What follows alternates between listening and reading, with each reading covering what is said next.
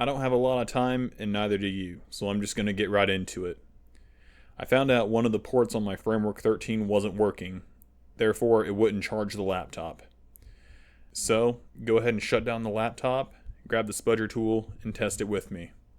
First, let's check all of the ports and make sure that it definitely doesn't charge on any of them, and even take the ports out and make sure that it doesn't charge on the laptop. We're going to go ahead and take out the other expansion ports, and then we're going to use our screwdriver and unscrew all of 5 screws underneath the laptop. Go ahead and flip the screwdriver around and use the spudger tool to lift the keyboard from the device. Make sure that you're careful and remove the ribbon cable safely.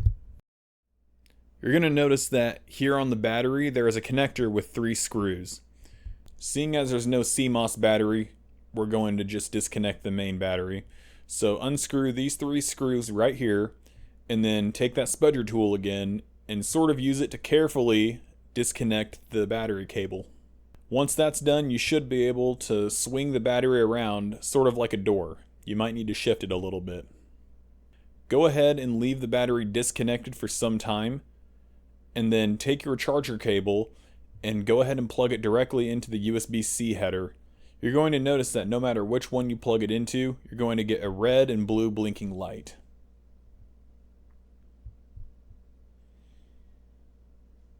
Now, go ahead and plug the battery back in, and don't screw it in just yet, and then plug your cable back into the mainboard once again, ignoring and bypassing all of the expansion ports. At this point, you should see it blinking red. If that's the case, go ahead and screw your battery in like I failed to, and then plug your ribbon cable from your keyboard back into your laptop. Then you should be able to power it back on, and sure enough, your USB port should be working again. Go ahead and screw this laptop back together and plug in your ports, and you're good to go.